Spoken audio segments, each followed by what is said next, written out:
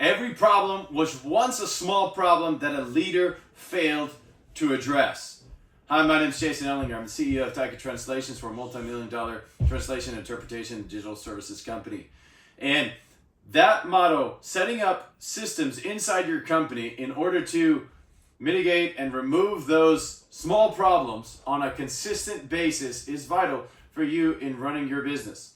If you're going to run a company like ours, translation, interpretation, digital services, or you're going to run a landscaping company or a logistics company, every problem was once a small problem that a leader failed to address. And this is something you're going to have to embrace on your journey to build a great company.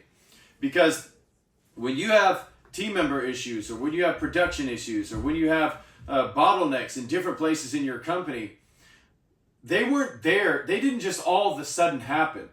Because, okay, one day many years ago, there wasn't a company, and then there became a company. And then all of these systems and processes inside your company had to start coming to life.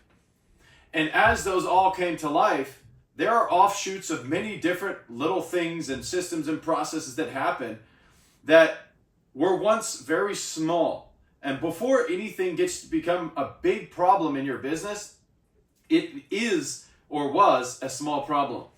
And so setting up mechanisms inside of your company is vital for being able to identify small problems early and then start to work on the solutions before they become catastrophic.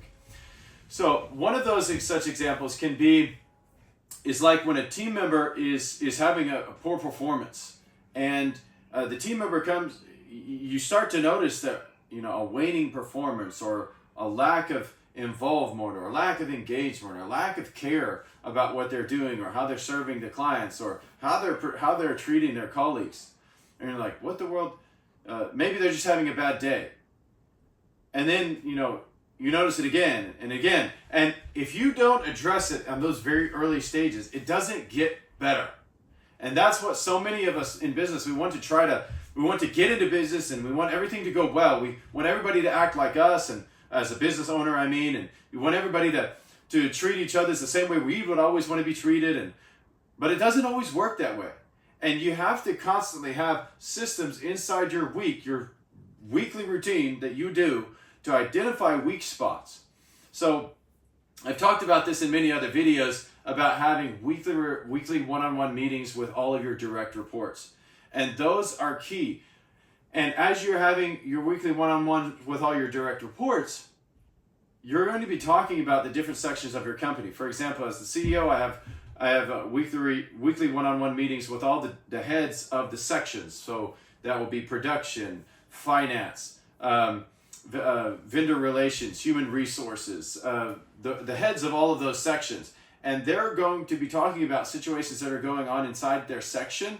And I, as the owner, have to constantly be asking myself the question, okay, how is this a problem they just can solve and work through on their own that we don't need to deal with? Or do I need to shed more light on this and ask more questions around this issue in their department to make sure that that's not going to become a big problem over time? Because again, every small problem was once a small problem. And if you fail to address it just because you don't feel like addressing it, or you don't want to address it, or you think that maybe it doesn't require further investigation, that becomes an issue. So any problem that lasts more than one or two meetings, that comes up that you hear in your weekly meetings for one or two meetings, 3 weeks in a row, is definitely warranting some further digging. If somebody says, no, I'm working on this and I'm having this challenge, and you as a leader say, okay, what do you need from me on that? And they say, I've got it, I'm good. I just want you to know I'm working through this. Good, hands off, you're good, no micromanaging here. But if they say, I'm working through this thing and things are not going really easily, and this person, we're having trouble with their morale, we've seen this a couple weeks in a row, and they're starting to, impact the other team members negatively. That's a point when you're like, okay, I need to step in and I need to start asking more questions about what we either need to do to help that team member. Maybe I need to set up an individual meeting with that team member, or maybe I need coach my leader on how to make sure that they're having their one-on-one meetings in a way that's engaging and dealing with the challenges that person's facing. Or maybe I need to coach my leader on making sure that they are investing and asking the right questions, not just tactical productivity type questions during their one-on-one meetings, but actually digging into like, okay, so what's going on, man? Why are we having this deficit? Why are we, what's causing you to act this way? Or is there something going on in your life that you need help with? Like what's the deal? And so sometimes it's a coaching issue, sometimes it's a training issue, sometimes there's just life, and being able to see those as you're doing your work is a skill that every leader has to master over time, and they have to grow and build their skill in that, because when those small problems don't get addressed, they become bigger problems. So one team member becomes disgruntled and upset, and none of that conflict ever that their grudging feeling never gets resolved, for lack of a better term, and that starts to spread into 2 or 3 other team members because nobody ever addressed it and nobody clarified or said why the company decided to take this strategic direction, or said why, or explained and sat down and really went through, like, here's the values of our company, here's how it connects to the direction we're going, and here's how you're involved in that. Like, if nobody says that and explains that clearly, and that happens over time, it spreads.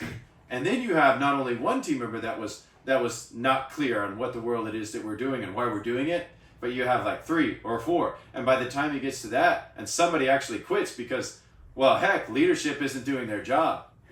Well, that becomes a big problem. Having to replace and train up a new team member, that's in some teams that's catastrophic. If your team size is 10 people or less, I mean, that's 10% of your team. Like, that's a huge section of your team.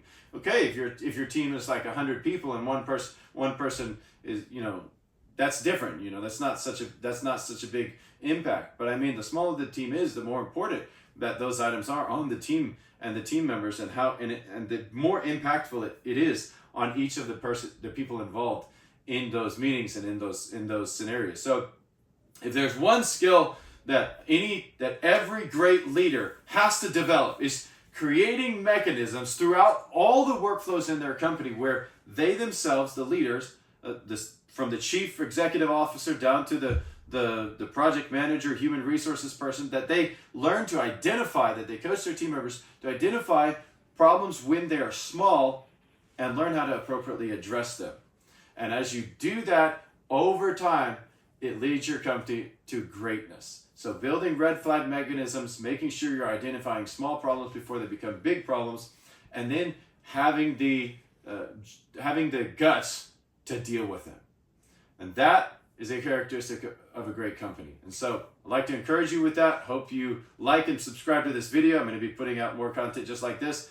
And again, I do this stuff each and every day. This isn't like theory from a classroom. This is actual, I'm in the grind with you doing this work. And these are things that have come out of my 10 plus years of experience holding this position as a CEO. So like, subscribe, and I'll see you next time.